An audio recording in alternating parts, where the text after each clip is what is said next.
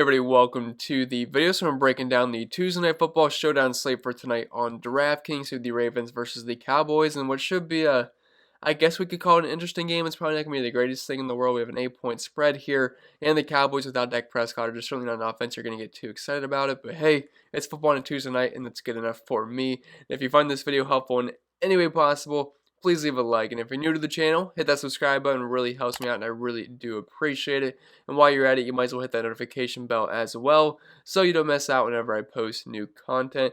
And we did recently hit 7,000 subscribers, so just a big thank you to anyone that did hit that subscribe button and help me get there. Like I said, I do appreciate that, and it really helps the channel grow. That's obviously going to help me out as well. If you want to follow me over on social media, the handle's in the bottom left-hand corner of your screen. If you want to support the channel over on Patreon, get access to the sheet that's right behind me right now. Lots of useful information on there. Link is down below for that, as well as my Discord chat. And I think that's all I have for the plugging. So without further ado, let's get into today's video. And as always, we'll start with the quarterback position. And up top, we have Lamar Jackson at $11,600, who's the most expensive player on this slate, but I feel like that's deserved.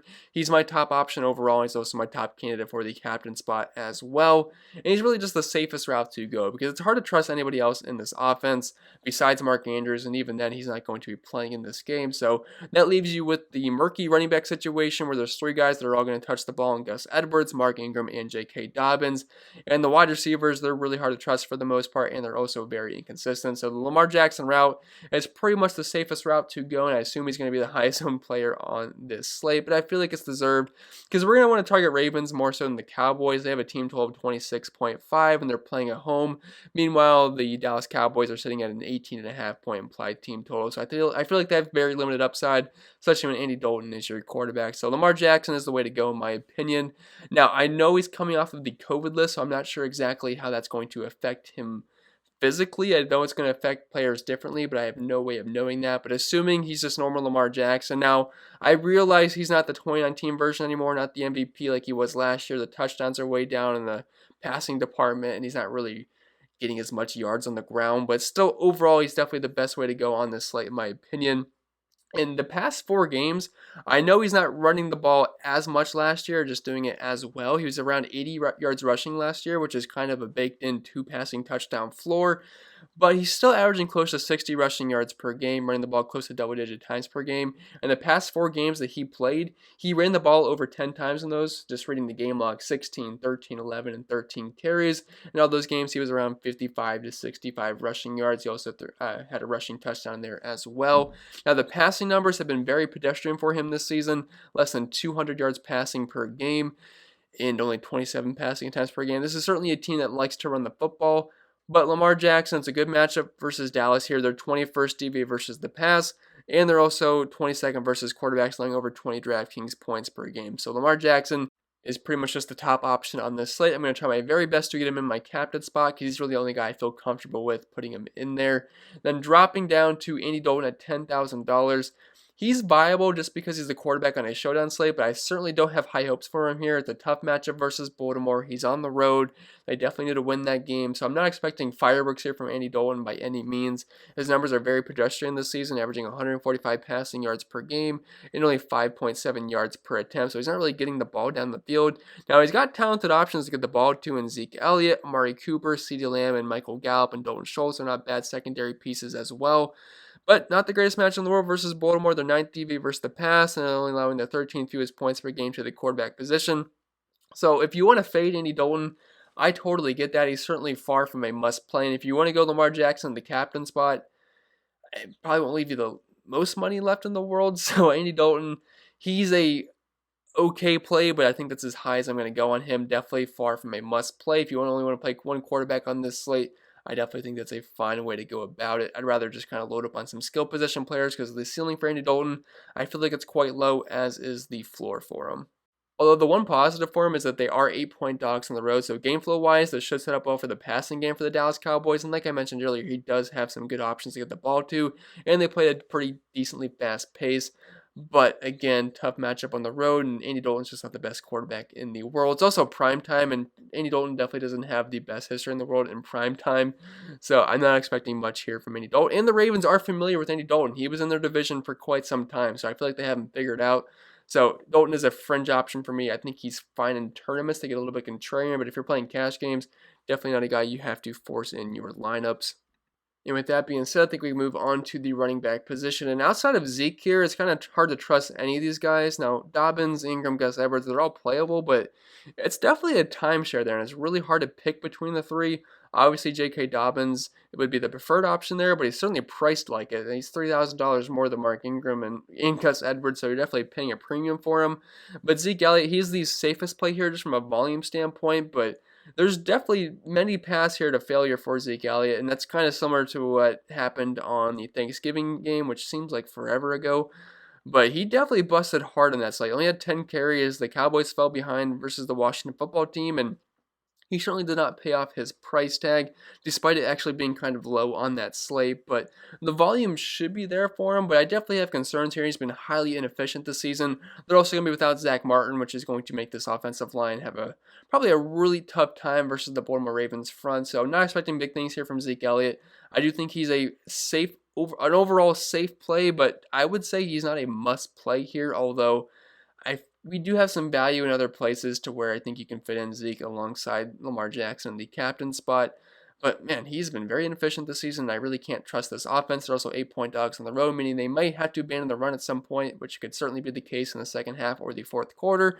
You're just kind of hoping Zeke gets into the end zone. If Zeke does not get into the end zone here, you're probably not going to be happy with the final production or final fantasy point number that he has at the end of the game. But on the season, about 16 carries per game, half a rushing touchdown per game, handful of targets, which is nice, kind of boosts the floor a little bit, about a 12.5% target share, but only 3.9 yards per carry. Been highly inefficient. Like I mentioned earlier, no Zach Martin is not going to help things either, and we saw that in the Washington football team game, or the Washington football game that they had on Thanksgiving, where he left the game early, and it was just a tough time for Zeke. And also, the Ravens are pretty good versus the run. They're fourth DVA versus that, and they're allowing the 12th fewest points per game to the position, only 0.3 rushing touchdowns per game, and less than 90 rushing yards per game as well. So Zeke, he's fine from a volume perspective, but if you want to fade him in tournaments just to get some leverage, I think that's fine because the name alone is going to have him have high ownership, and the other running backs aren't really that impressive to me just because the Ravens are in a big timeshare and no one likes playing running backs in timeshares,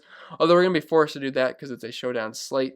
So we might as well get into that right now. So we have J.K. Dobbins at $8,600, Mark Ingram at $5,600, and Gus Edwards at $5,400. I absolutely hate this backfield from a fantasy perspective, but if we look back at Week 11 where they were all healthy and played because they didn't have COVID or whatnot, J.K. Dobbins definitely dominated the snaps there. He played on 60% of the snaps, which led all the running backs.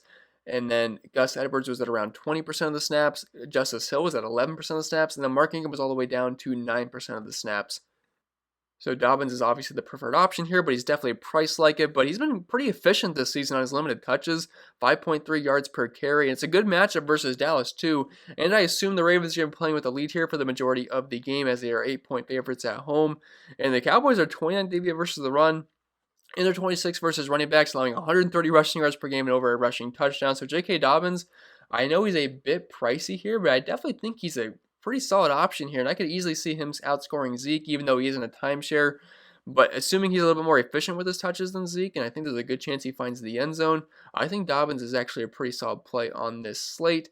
And if I had to rank these running backs, I would say Dobbins, Edwards, Ingram, and then Justice Hill, although I really can't expect him to have much production with all three running backs being healthy. But Dobbins is obviously the preferred option here, and then after that, I mean, Gus Edwards maybe gets into the end zone. If they have a big lead in this game, I could see Edwards definitely getting some touches more so in the second half, and he could pay off $5,400. But none of these guys really have much upside through the air, which kind of hurts their upside, for especially on a PPR site like DraftKings. But it's definitely a really good spot for the running back group, and J.K. Dobbins is definitely the preferred option there. And then after that, we have Tony Pollard here at $2,600, and I actually think he's an interesting play here because if the Cowboys do fall behind, which I could certainly see that happening on the road here, I think Pollard could have some upside here if he gets a handful of touches.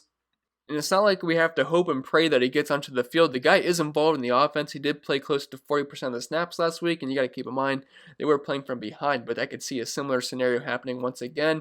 And the guy is involved every single week. If we're looking at his game log just carry-wise, 4, 5, 9, 7, 8, 10, 6, 3. So the guy's going to be on the field, and if we can luck out into a touchdown, I mean, $2,600, he would certainly take that, but I could see him getting a couple of receptions and maybe he gets a few efficient touches, which would be good enough for me at $2,600. Again, the matchup versus Baltimore is not great, but I think he's viable at only $2,600 as a value option. Then after that, can't really recommend any of those other backs. So we can move on to the wide receiver position at this point. And it's a bit of a rough group to talk about. Now, the Cowboys wide receivers, they are good, but the quarterback play is not very good, and it's a tough matchup versus Baltimore. Now, the Ravens wide receivers are in a really good spot versus Dallas, but Lamar Jackson is averaging less than 200 yards passing per game. This also probably won't be too favorable of a game script for the wide receivers here because I don't really think the Ravens are going to have to air the ball out. If they can run the ball the entire game and just run the ball every single play, they will have no issues at all just doing that. So limited upside here for the Ravens wide receivers, but it's definitely a good spot versus Dallas. We'll start up top with Amari Cooper at $9,600. He actually had a good game versus Washington on Thanksgiving, where he had that nice long touchdown. He saw 8 targets, over 100 yards, and like I said earlier, he had gotten to the end zone. And in 3 full games with Andy Dalton, he actually hasn't been that bad. So back to week 6 in Arizona, he had 20 fantasy points in that game. Week 11 versus Minnesota, he had 14.1 points. Didn't get to the end zone that game, but still overall not terrible, given he was only, I believe he was only around low 5K in that range, if I remember correctly. And then versus Washington last week, like I just mentioned, he had 26.2 fantasy points. So I think he's a fine option, and he should get close to double-digit targets in this game just because they should be playing from behind. Now, again, I wish it was Dak Prescott throwing the football, but we're going to have to live with Andy Dalton here. I feel like he might be a bit overpriced, but he's definitely the preferred option from this Dallas wide receiver group, who's got a 22% target share in the season, close to 9 targets per game. He's the most talented wide receiver on this roster. Now, I know some people probably think CeeDee Lamb is, although I'm still going to give the edge to Amari Cooper, but both guys are pretty darn good wide receivers.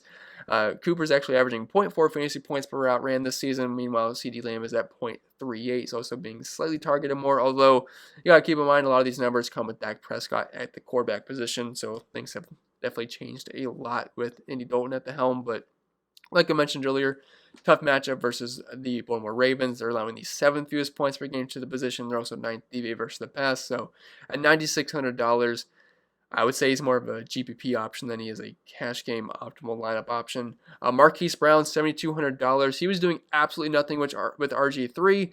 And then McSorley comes in and he scores, a 70-yard touchdown near the end of the game. Juked a couple of people.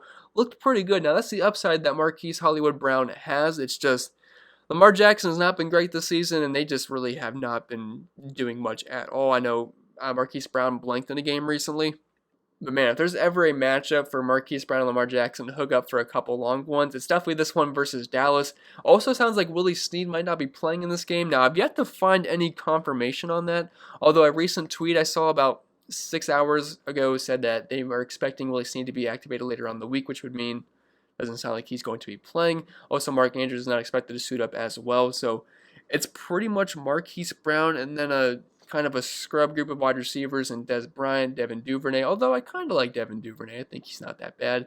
Then Miles Boykin as well. So Marquise Brown should definitely be in line for some work because on the season right now, he's got a 40% market share of the team's air yards. And if you take Snead out of the equation, he's sitting at around 15% of the market share of the team's air yards. And if we move on to the tight end position, Mark Andrews, assuming he's out, that's around a 25% market share of the team's air yards. So Marquise Brown definitely has some upside here. You also got to take out their target shares as well. And it's a very good matchup versus Dallas. They're allowing the 3rd most points per game to the position, close to 200 receiving yards per game, and close to 2 receiving touchdowns per game as well. Over 43 points in their 21st DVA versus the pass. So Marquise Brown, I think he's a fine tournament play, and he's definitely a good option to pair up with Lamar Jackson. So I know he's been very, very inconsistent this year, but if there's ever a game for him to have a really big blow-up game, catch 2 touchdowns, get over 150 receiving yards, it's definitely here versus Dallas. Then dropping down to another Cowboys wide receiver, we have CeeDee Lamb at $6,600. I think he's a solid option. He's definitely a lot cheaper than Amari Cooper. So point per dollar wise, you'd probably want to play CeeDee Lamb over Amari Cooper, as they should see at least somewhat similar volume, and I feel like they should be priced a little bit closer. So CeeDee Lamb, I would prefer him over Amari Cooper just because of that price difference of, $3,000. I feel like that is way too drastic in my opinion. And then Willie Snead, I'm assuming he is out, but things can change. So if he happens to get activated, he was kind of operating as the team's wide receiver 1 for a few weeks before he got down with COVID. So again, just keep your eyes and ears peeled for news on Willie Snead. Michael Gallup at $4,400. He's the cheapest of the trio of the wide receivers for the Dallas Cowboys, but that's definitely deserved in my opinion. as his targets tend to fluctuate the most between those guys, but he actually is coming off an 8-target game. So Andy Dalton was looking his way. Again, I hate I hate saying the same thing over and over, but it's the same matchup for all these guys for the most part, and it's not a good matchup versus Baltimore. It's just I expect them to be in a pass-heavy game script, being 8-point dogs on the road. It's just I really don't think they're going to put up many points in this game, but at $4,400, he could be a fine run back option with the Ravens stack, but that's really as far as I would go. Cedric Wilson at $1,200. He's not really someone you could trust in this offense. He'll get a handful of targets. You're just going to have to hope that he hits on a big play, but I mean, without Dak Prescott, it's just really tough to trust any of these wide receivers too much outside of Amari Cooper and CeeDee Lamb. Although Michael Gallup, I mean, he's going to be involved in the offense, but even then, he's a bit shaky. So Wilson, pretty much a dart throw there. Des Bryant at $1,000. He is cheap, I'll give him that. And if Willie Snead's out, it'll funnel more targets his way at the very least. And if we look at the snap counts for the wide receiver group for the Baltimore Ravens with Willie Snead out last week, Marquise Brown led them all with 78% of the snaps. Duvernay was at 76% of the snaps. Des Bryant around 60%, and Miles Boykin was at 33% with Prochet. I'm sorry, I still don't know how to pronounce his name. He came in at 2% of the snaps, which is only 1 snap and 5 total snaps, so he's not really a guy you can count on in the slightest. So Des Bryant, he's at least going to be on the field. He only had 2 targets in that game, but you got to keep in mind the quarterbacks were RG3 and McSorley. I know Lamar Jackson hasn't been the greatest passer in the world this year, but he's definitely an upgrade over those 2 guys. So Bryant at $1,000, assuming Willie Snead's not playing, even if he I really don't think he is, although I've yet to see really any confirmation on that news. $1,000 is not a bad price tag for a guy that could see around 3 to 5 targets in this game. It's also a really good matchup versus Dallas. And the big word there, keyword I should say, is Dallas. That's his old team. So if you want a good revenge narrative, there you go. He's pretty much free at $1,000, and he should have at least some involvement in this offense. And it would just be a good story if Des Bryant finds the end zone versus his former team. So $1,000, he's definitely in play for a salary relief option. And then we have Devin Duvernay and Miles Boykin, like I just mentioned earlier. They played on around, 70 and 30% of the snaps. So Duvernay would obviously be the preferred option there. You also get a little bit of upside for a return touchdown because he's involved in that. But $800 and $600 for guys that should see, 3 to 5 targets in this game. Maybe 5's pushing it, but like maybe 3 targets in this game. It's a little bit too cheap and a great matchup versus Dallas. So they're definitely in play for me. That's why I'm saying it's not that hard to fit in Lamar Jackson in the captain spot because Des Bryant, Duvernay, and Boykin, they're all viable options and they're free. So I think that's pretty much it for the wide receivers. I would not recommend anyone else. Like I mentioned earlier, the guy at the bottom here only played on, 1 offensive snap, which was a total of, 3% of the snaps, 2% of the snaps. So not really interested in him. Then moving on to the tight end position, Mark Andrews is expected to not be playing in this game. So that's going to leave us with Dalton Schultz and Luke Wilson as the only viable tight end options. So I guess we'll start with Dalton Schultz here at $5,200. The guy gets targets every single week, about 6 targets per game this season, a 15% target share, and a 12.75% market share of the team's air yards. He's not like an outstanding tight end, but he's going to get volume, and I think he's an overall safe option. And he actually hasn't seen less than 5 targets in a game since week 7. So if he finds the end zone, you'll probably be pretty happy with the production. If he doesn't find the end zone, you're probably not going to be super upset, but I wouldn't say you're thrilled. It's going to be kind of just middle of the road. And if you're looking at how Baltimore's done versus tight ends this season, they're actually ranked 17th versus that, which is a little bit lower than anything they've been versus wide receivers, running backs, and quarterbacks. So I guess it could be somewhat of a soft spot for them. But even then, it's not like anything you're just rushing to play. But still 13 points per game. They're DVA versus the pass. He also has a disadvantage in the tight end versus safety matchup column here, but he's just a kind of a middle of the road option for me. Now Luke Wilson at $1,800. So he's pretty much the only tight end for the Ravens here. And with Mark Andrews out, he leaves out a ton of, or I should say, he opens up a ton of target share and market share, whatever you want to call it. But he's averaging 6 targets per game, a 22% target share, 25% market share of the team's air yards. So Luke Wilson, he'll step in as the tight end 1 in this offense. Now, while it's not pretty, he is cheap. And he did play on 70% of the snaps in the last game, so I would assume that's going to be somewhat similar in this one. And there's always some touchdown upside there. And Lamar Jackson obviously likes getting the ball to the tight end position. We saw that with Mark Andrews. Now, Mark Andrews is obviously a lot better than Luke Wilson. I'm not saying they're anywhere close to each other, but the Dallas Cowboys are kind of middle of the road versus tight ends, and they're 21st DV versus the pass. So I like Wilson just for maybe a random touchdown near the goal line. I think that would be fine if he gets a couple of catches. It shouldn't be the worst thing in the world at $1,800. Then moving on to, I guess you really can't play anyone else. Maybe Blake Bell is just a random dart throw, but I would rather play a cheap Ravens wide receiver over a guy like Blake Bell. Then moving on to defenses, we have the Ravens, and obviously we have the Ravens and Cowboys here. I don't think that's any surprise what you're going to see there. But the Ravens is obviously the preferred defense to use. They're the home favorites. They're 8-point home favorites, which is actually pretty large. They only have an 18.5-point implied team total against them. Any adult in prime time is never something you should be scared of. They have a pretty solid defense. So, yeah, they are certainly in play. It's just I hate paying nearly $6,000 for a defense. They don't typically pay off unless they get a ton of sacks, a ton of turnovers, or a defensive touchdown. Because even if they do get a couple of turnovers, if the Cowboys do put up like 18, 20 points, they're probably not going to be too happy paying $6,000 for a defense when you could have got a skill position player that has a chance of at least a better chance of getting into the end zone, or at least putting on more production. So outside of a defensive touchdown, they're probably not going to be the most optimal play in the world, but it's definitely a good matchup versus that Dallas offense. And the Cowboys, probably just a pass for me. I know Lamar Jackson hasn't exactly been the greatest quarterback in the world this season, but I'm not going to really want to stack against the defense that I would throw in my...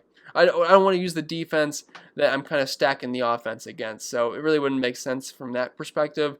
They also have a 26.5 implied team total against them, and they're just overall not that good of a defense, so very low expectations from the Cowboys defense there.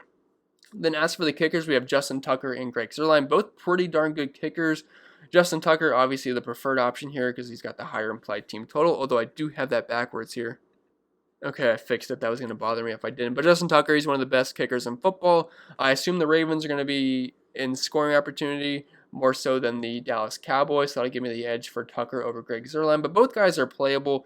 If Dallas is able to move the ball a little bit, I feel like they're not going to be able to finish their drives for the most part, so they could just kind of stall out near that 40 to 30-yard line, which could present some opportunities for Greg Zuerlein. You know the guy's got a big leg, so both guys are fine, but do like Justin Tucker for just a little bit more money because I just assume he's going to have more scoring opportunities. And with that being said, that's going to be it for this video, guys. So I hope it was helpful. If it was, make sure to leave a like. And if you're new to the channel, hit the subscribe button. It really helps me out. I really do appreciate it. Thanks again for getting me to 7,000 subscribers. I really do appreciate it. Hopefully we can get the AK soon enough. And I think that's pretty much it. If you want to support the channel over on Patreon, links down below. If you want to follow me over on social media, handles in the bottom left-hand corner of your screen. And that's going to be it. Hope you guys enjoy the rest of your week, and I'll see you guys in the next video.